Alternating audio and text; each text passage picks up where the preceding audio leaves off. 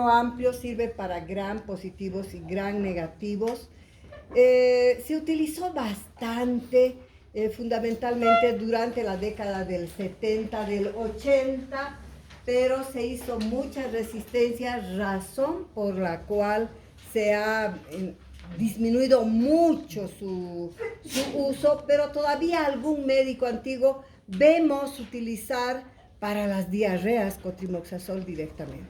Y no está bien, porque cuando veamos diarreas vamos a ver que son para contar con los dedos los casos de diarrea bacteriana que realmente amerita el uso de antibióticos. La dosis, queridos, es desde 30 a 50 miligramos kilopeso día cada 12 horas en pediatría. Pero nadie emplea estos dos extremos. Todos utilizan 40 miligramos kilopeso día, la parte central.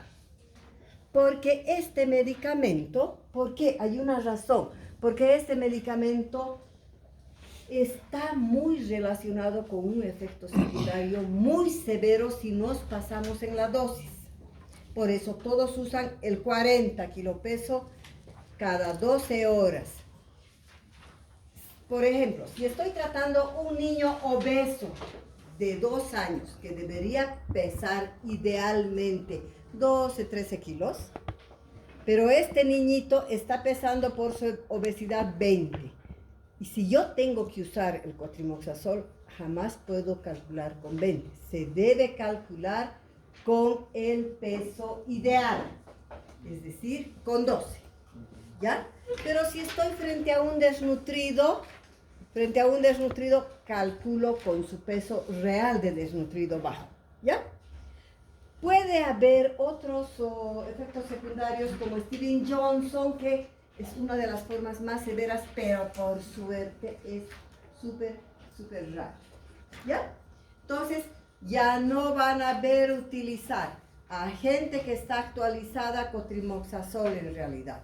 Pero no es un pecado si en adultos, por ejemplo, que no han utilizado mucho, tiene buen efecto.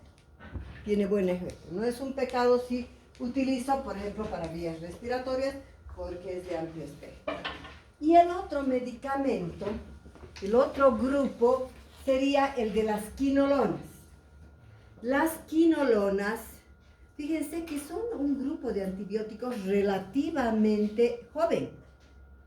Son pocas décadas que ha aparecido, pero cuando entró las quinolonas, entró con un letrero gigante que decía: señores pediatras, ni se atrevan a utilizar quinolonas.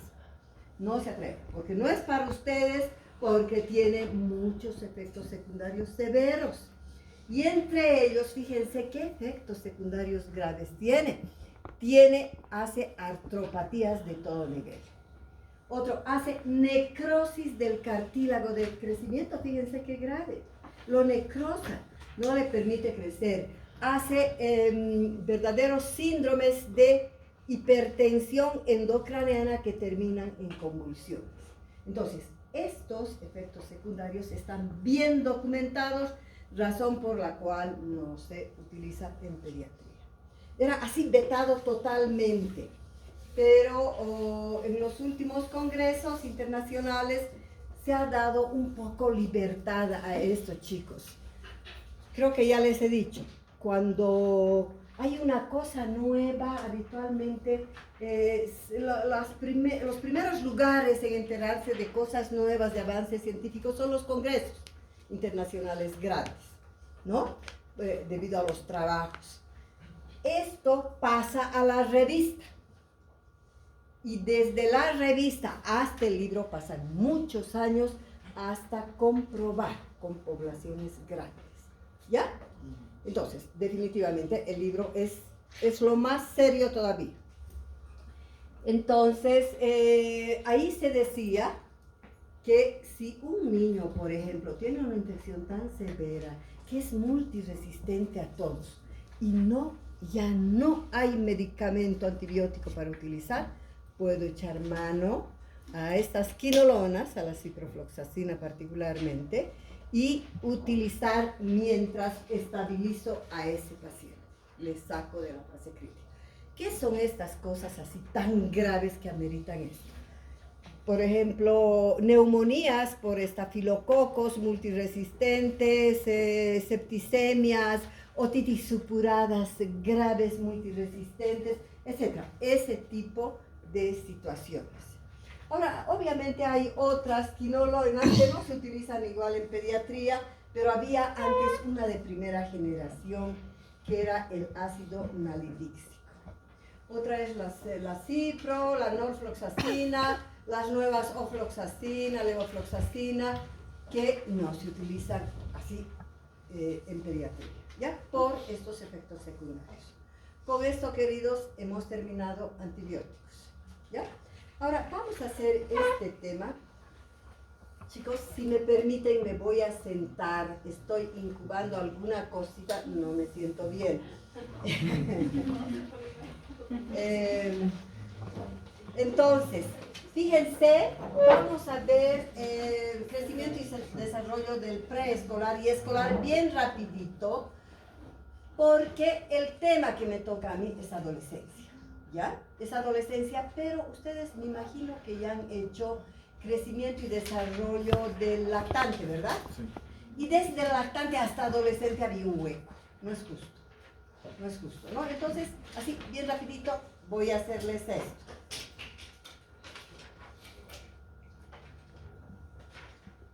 Esto es el ciclo de vida normal del ser humano. Y aquí vamos a ver, en pediatría siempre tienen que tener idea de esto, queridos. Hay una etapa prenatal y otra etapa postnatal. La prenatal es la que está dentro del útero de la madre, ¿verdad? Hasta antes del nacimiento. Hay una fase ovular que es cortita, apenas dura 2 semanas y que es desde la unión del huevo cigoto y gran multiplicación celular. Solo son células. Luego se entra a una fase embrionaria.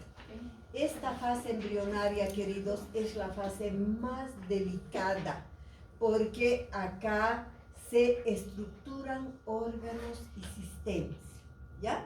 Y entonces, si la persona, la madre, enferma una enfermedad teratógena grave, o como por ejemplo una rubeola, o agarra o toma algún medicamento, como se está estructurando en esta etapa, es grave. Se producen malformaciones congénitas y dura de 2 a 9 semanas. La fetal, que se caracteriza por un gran crecimiento celular de los músculos, del tejido adiposo, pero fundamentalmente del encerro, del sistema nervioso central. La etapa postnatal, ha nacido el bebé y entramos a una etapa de recién nacido. No se conflictúen cuando les dicen, ya no, se dice neonatal, no recién nacido. La mayoría de los libros lo van a encontrar ustedes recién nacido, ¿ya? O neonato, no hay lío, son sinónimos, chicos, ¿ya? Es que hay algunos que se les mete que recién nacido porque recién ha nacido. Obviamente, sirve esto y antes se utilizaba así común y corriente el recién nacido. Esta etapa neonatal o de recién nacido se caracteriza por una serie de cambios cardiocirculatorios. Por ejemplo, cuando estaba dentro del útero de la madre, las presiones venosas en los pulmones eran mayores que en la aorta. Habían el agujero oval, ¿se acuerdan? La comunicación interauricular e interventricular, así totalmente abierta. Pero nace y esto se cierra. Hay todo esto. Y el niño durante los 9 meses estuvo remojando en el líquido amniótico. Por lo tanto, este maneja mayor cantidad de líquidos que un niño normal. Y por lo tanto, en la primera etapa de la vida, experimenta una pérdida de este excedente de líquido. Y lo hace a través de las famosas deposiciones fisiológicas del recién nacido. ¿Han escuchado, verdad? Niñitos que están con lactancia materna y la mamá dice, está con diarrea mi bebé porque tiene 10 deposiciones. Y si uno viera que realmente si fuera patológica, ese niño debería estar deshidratado y estar rosado todo feliz. Pueden hacer hasta 15 deposiciones. y luego alrededor del mes se normaliza esto. Esta etapa dura hasta los 28 días y la etapa de lactante menor, la de recién nacido, la de lactante menor, son las etapas más lábiles, debido a que el sistema inmunitario se está estructurando durante este primer año de vida, queridos. Acuérdense, la migración que va de los linfocitos a sensibilizarse al timo o van a órganos linfoideos, ¿verdad? Se está estructurando. Por lo tanto, los dos extremos de la vida, de neonatos, lactantes menores y la tercera edad, son la época de la vida más lábil, por esto, por el sistema inmunitario.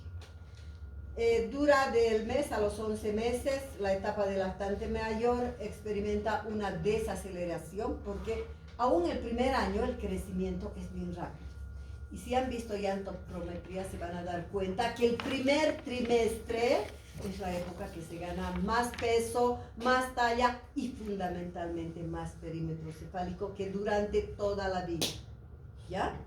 Pero a partir del lactante mayor, fíjense, del año hasta los 2 años apenas engorda 2 kilos.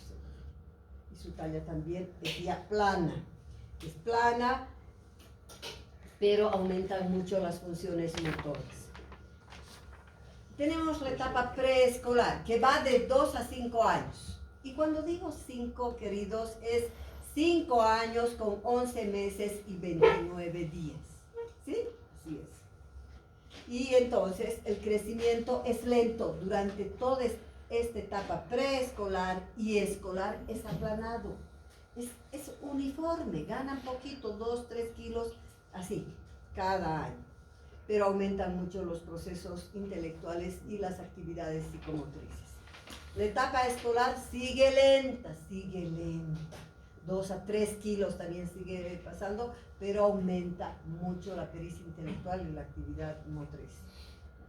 Y finalmente llegamos a lo que es nuestro objetivo, la etapa de adolescente, donde hay cambios dramáticos y que va desde los 10 a los 20 años.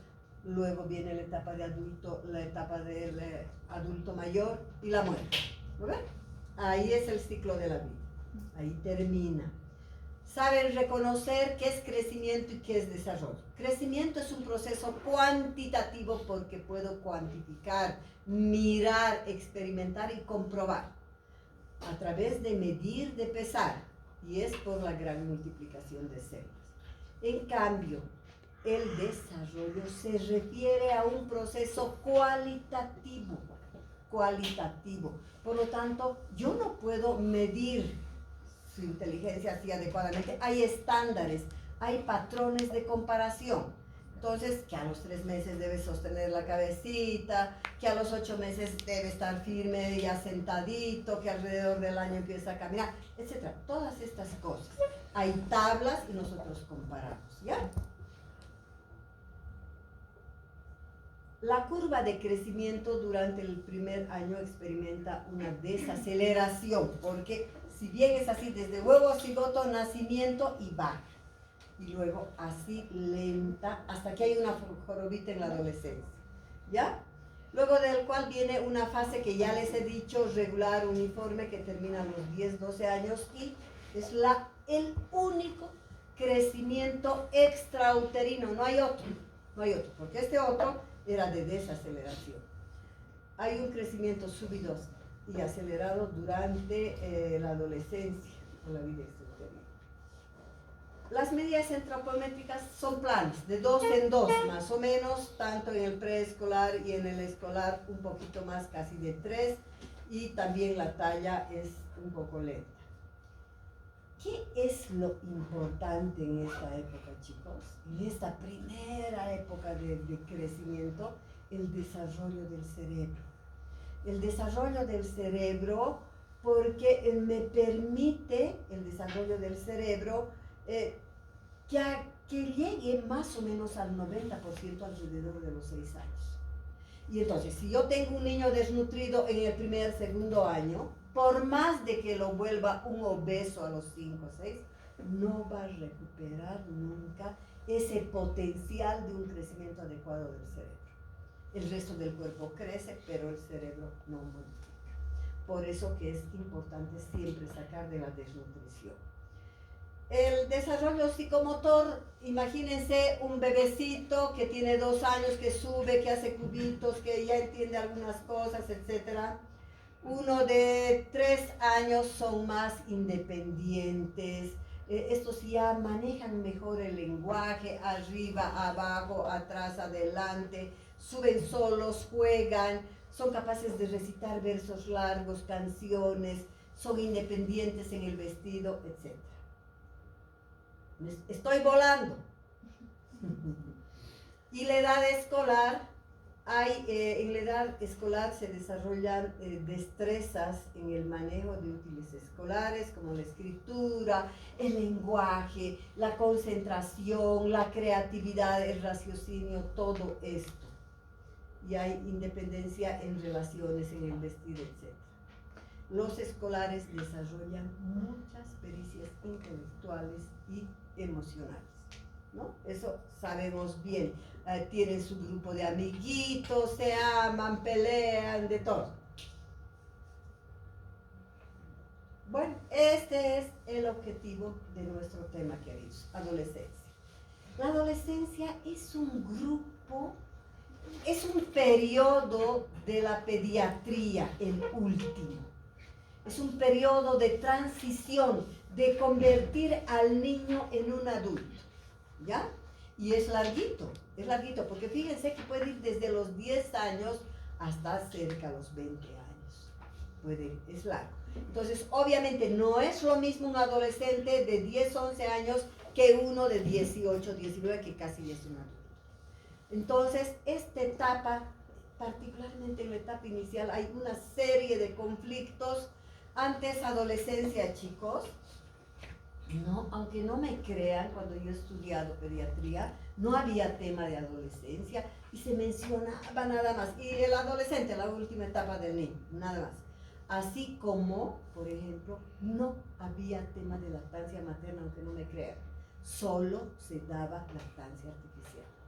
Y estas cosas han cambiado radicalmente. Ahora hay libros y libros escritos sobre la adolescencia, porque es una etapa tan lábil, tan importante en el ser humano, con tantos problemas, y lo mismo que la lactancia materna. Ahora ya no hay más lactancia artificial.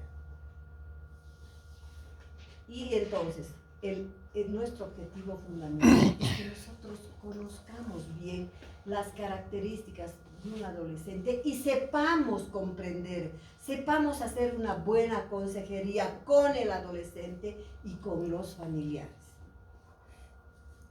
Este término de adolescente viene del término que quiere decir crecer, es otra etapa más del crecimiento y desarrollo del niño.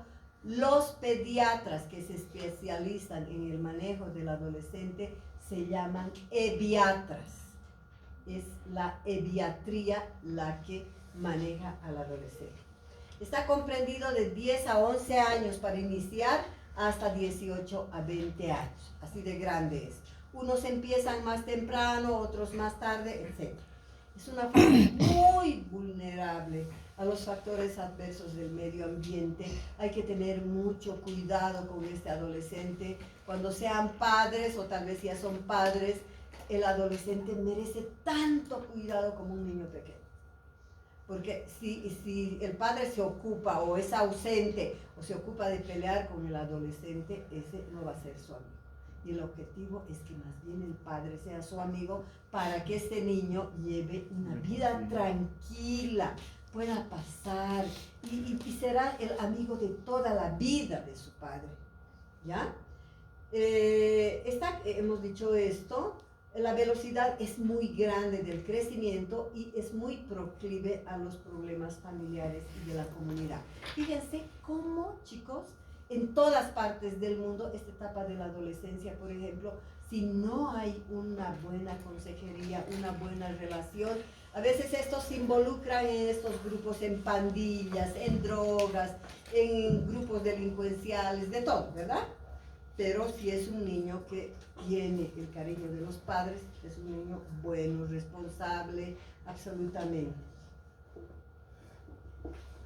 Según la Organización Mundial de la Salud, la adolescencia progresa desde la iniciación de los caracteres sexuales secundarios. ¿Qué son los caracteres sexuales secundarios? Ya saben ustedes.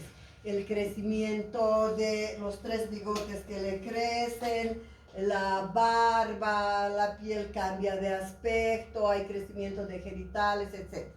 Esos son los caracteres sexuales secundarios hasta la maduración sexual definitiva, ¿ya? Ese periodo es la adolescencia. Las pautas de identificación psicológica se acercan cada vez más al adulto. Este niñito, que era un niño a los 10 años, jugaba todo y era un niño, de pronto un día se mira al espejo y no se reconoce el propio niño. Se ve grande ya con un poco de esto, pero él, dentro de él, se sigue sintiendo un niño.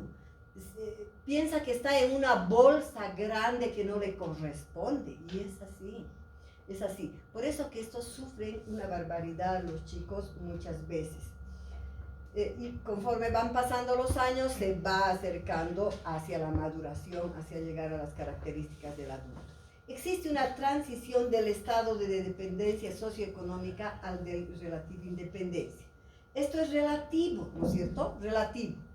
Hay sociedades como, por ejemplo, los gringos, los europeos, llega a la adolescencia el niño, 15, 17 años, fuera. Y estos chicos se reúnen, toman un departamento y se independizan. En cambio, los latinos somos más apegados a la familia. No solo los latinos, creo que hay otras sociedades también. Los padres hacen todo el sacrificio, nos hacen estudiar, no hemos conseguido trabajo, seguimos viviendo en su casa, ¿verdad? Y esto es como que da la vuelta, queridos, ese trato así que hace el padre a los hijos. Porque, ¿qué pasa también cuando en estas sociedades de los gringos y los europeos, cuando sus papás son viejitos, ¿dónde van? A los asilos, ¿verdad? Los abandonan a sus padres, hacen su vida y no viven con su padre. Y estos pobrecitos viven solos, porque vivieron así. Son sociedades mucho más frías. En cambio nosotros nos desesperamos por seguir viviendo con nuestros papás.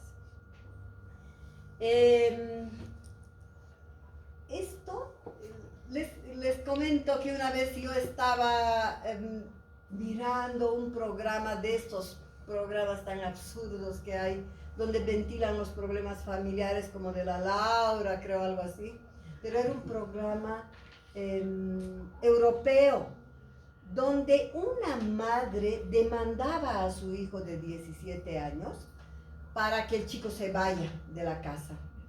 Y el chico no quería irse, y decía: yo quiero vivir con mi mamá porque estoy estudiando y me siento más seguro, etc. Pero desde la conductora del programa y todo el público, que era la mayor parte de la tercera edad, pero lo han maltratado al chico y decían: vago, ¿por qué no te vas? Deja a tu madre, porque la madre decía: yo necesito mi espacio, yo quiero hacer, ya lo he cuidado a él, etc. Se me hizo un nudo en la garganta y yo no podía creer, no terminé de ver, pero es así, ocurren estas cosas, ¿no es cierto?, en otras sociedades. Y hay niños también, chicos, aquí y en todas partes, que son estos niños de la calle, que muchas veces mantienen o trabajan desde pequeñitos, desde los 5 años. Entonces, no siempre es indicativo de independencia económica. Se reconocen 3 etapas en la adolescencia: una pubertad, que es más temprana en las mujeres, alrededor de los 9 a 12 años, y más tardía en el hombre, entre los 12 a los 15 años. Y esta adolescencia, hay otra segunda etapa que se llama la adolescencia propiamente dicha, gracias querido, y que es de los 12 a los 18 años. Y la tardía, así dice el libro, de 19 a 25, ¿qué les parece esto? ¿Les parece que uno de 25 yo tengo que considerarlo adolescente? No, ¿verdad? Yo no, para mí es inmaduro, un loco así responsable. A ver, 25 años, que esté haciendo sus cosas todavía. Vamos a ver en esto de adolescente, queridos, 8 esferas evolutivas, el área intelectual, psicomotriz, vocacional, etcétera,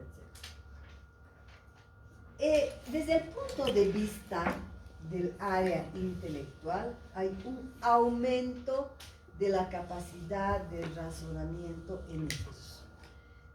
Ellos son súper inteligentes, están en lo máximo de la expresión de la inteligencia.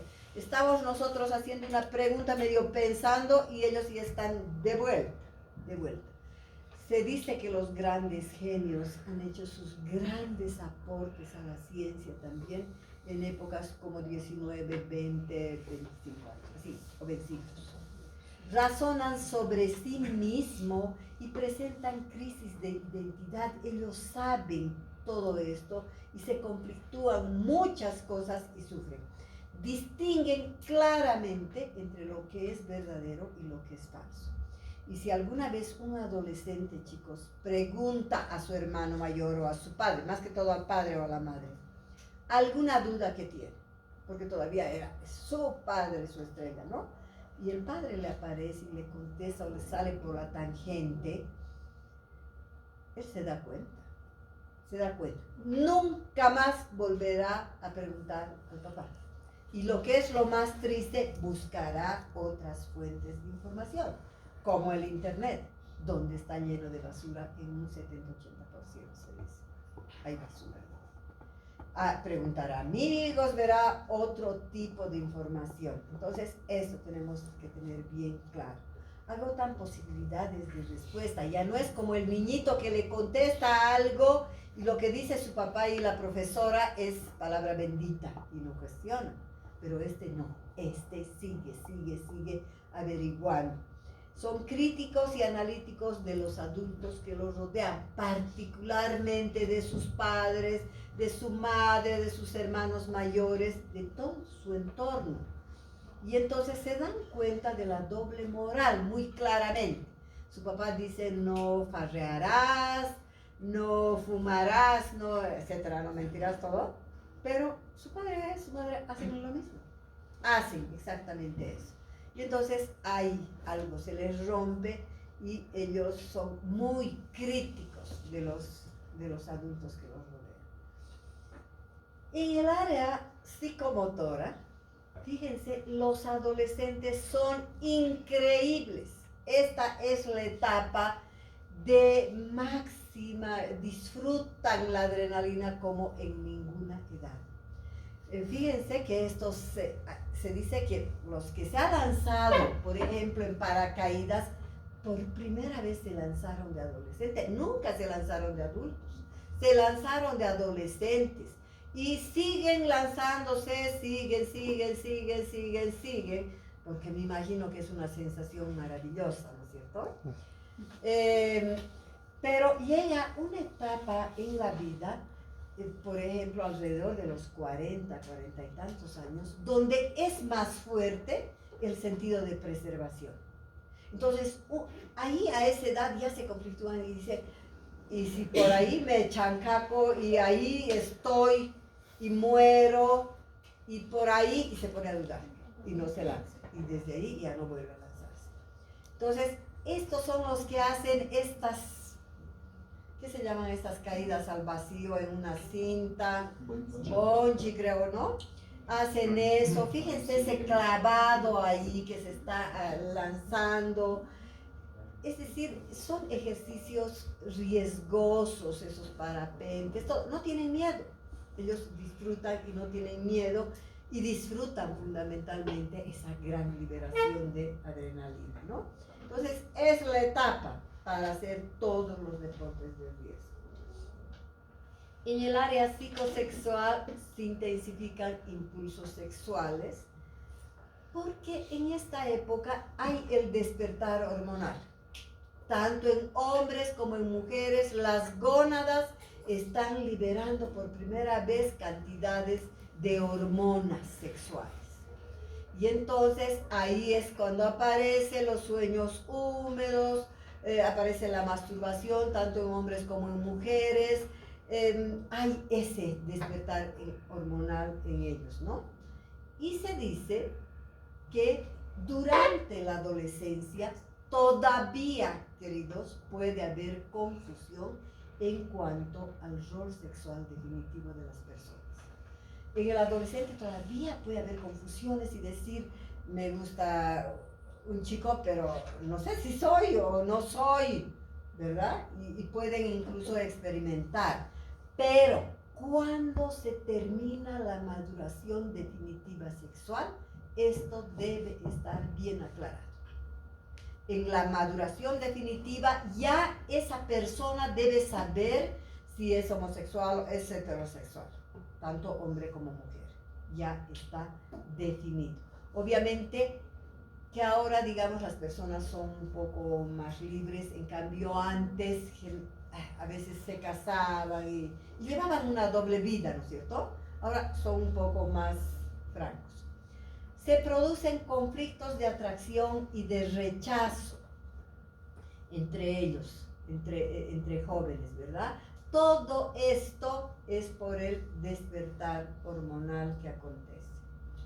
En el área vocacional se gestan de verdad intereses vocacionales genuinos, se producen proyección de metas inmediatas, gratificaciones, y aparecen actitudes poéticas y artísticas en esta etapa de la adolescencia.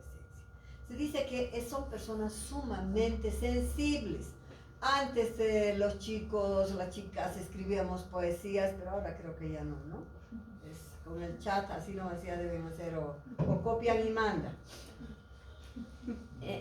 Pero, por ejemplo, los poetas de la antigüedad, todos esos, en esta época han hecho sus máximas expresiones de creaciones, ¿no?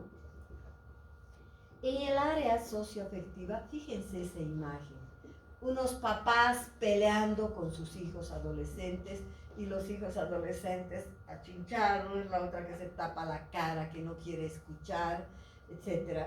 Hay mucho conflicto familiar, no hay puntos de vista que coinciden con los padres, pero frente a un conflicto familiar, chicos, ¿quién cree que debe ceder o debe, sí, ceder en la pelea?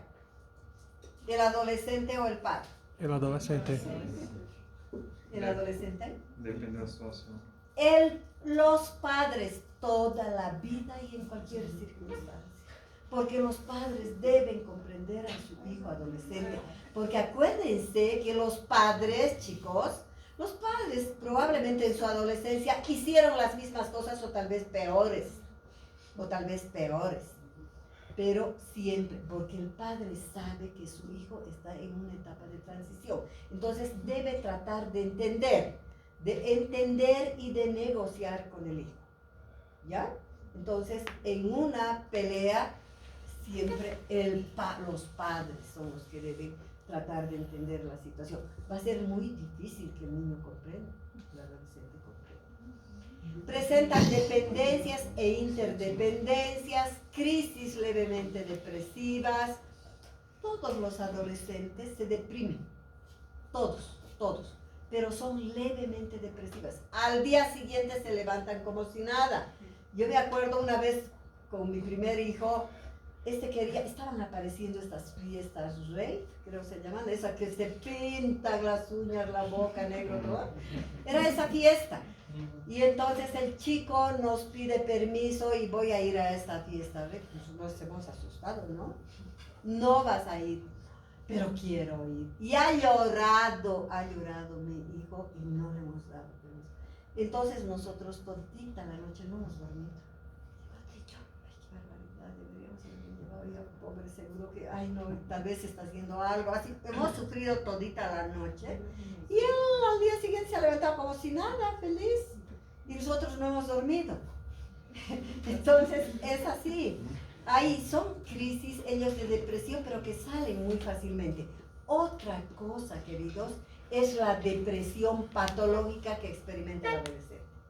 pero esa casi siempre está atado con el uso de drogas, casi siempre. Hay necesidad de privacidad y se debe respetar su privacidad. Si no tiene su cuarto, por lo menos tiene su escritorio, tiene sus cosas. Y no debemos revisar esto, debemos esperar que él nos cuente, o de la mejor forma, ¿no? Debe haber siempre un respeto. En el área emocional hay tolerancia a la frustración, lo que les he dicho, hay autocontrol emocional, experimentan vivencias y necesidades de expresión. Es bien importante escucharles, ellos quieren hablar y que nosotros les escuchemos. Hay ansiedad, irritabilidad, experimentan fenómenos de inseguridad personal y son terriblemente vulnerables. Y además, chicos, los adolescentes tienen otras prioridades. Yo he trabajado mucho con adolescentes al principio, cuando no estaba muy bien estructurada esta parte de la adolescencia.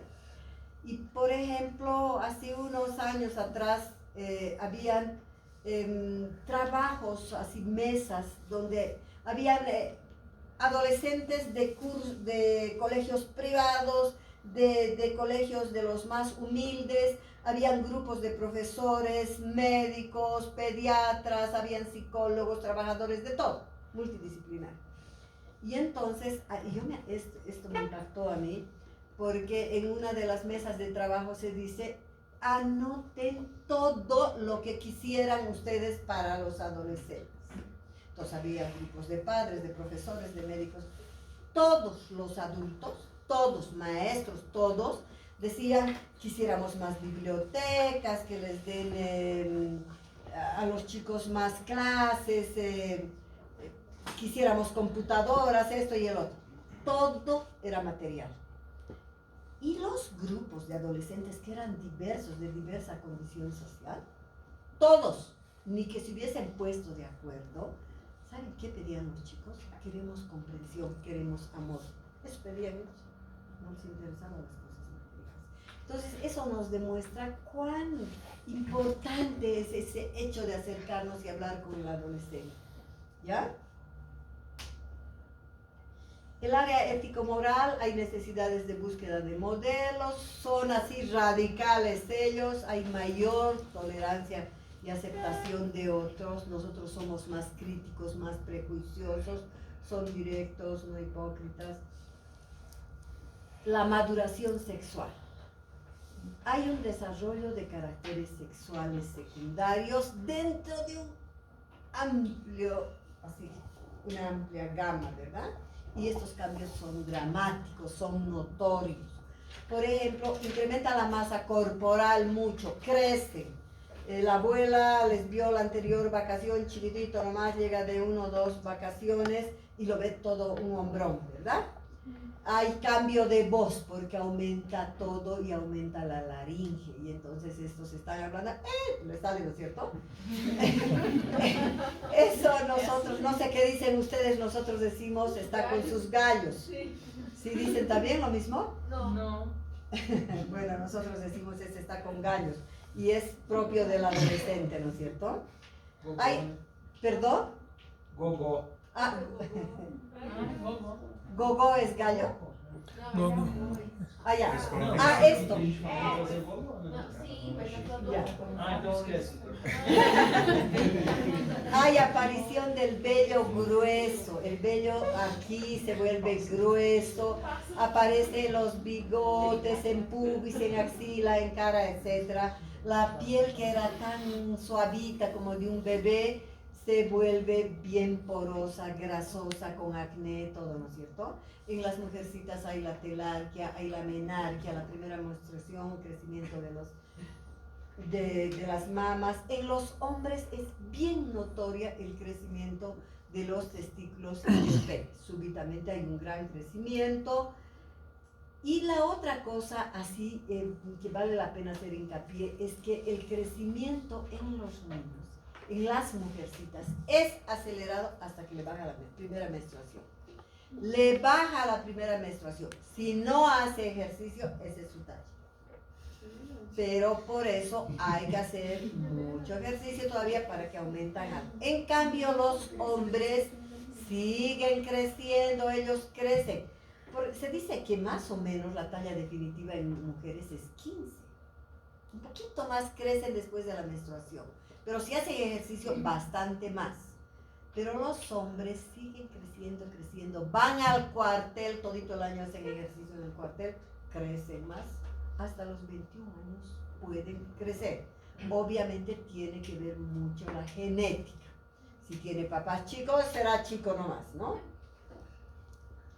Todo esto, todos estos cambios están controlados por el eje hipotalámico hipofisiario, por las gónadas que liberan las hormonas. Mis queridos, esto aún es lo más importante.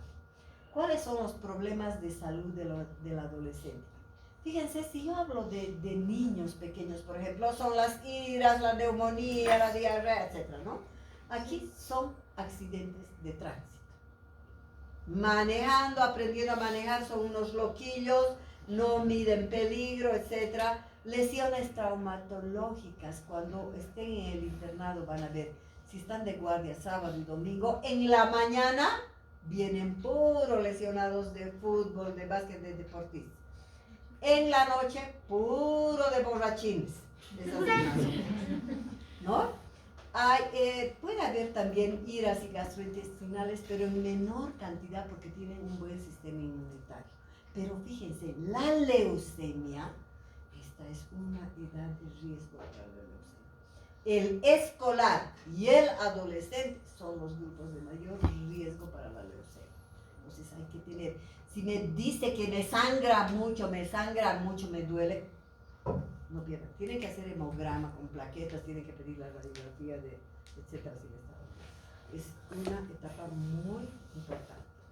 Las enfermedades de transmisión sexual, sífilis, gonorrea, VIH, etcétera. Las crisis depresivas graves que terminan en suicidio. Les he dicho, la mayoría van atados al uso de drogas. El acné, la bulimia, todo esto, el tabaquismo, el alcoholismo, la drogadicción, son problemas propios de la adolescencia. Entonces, queridos,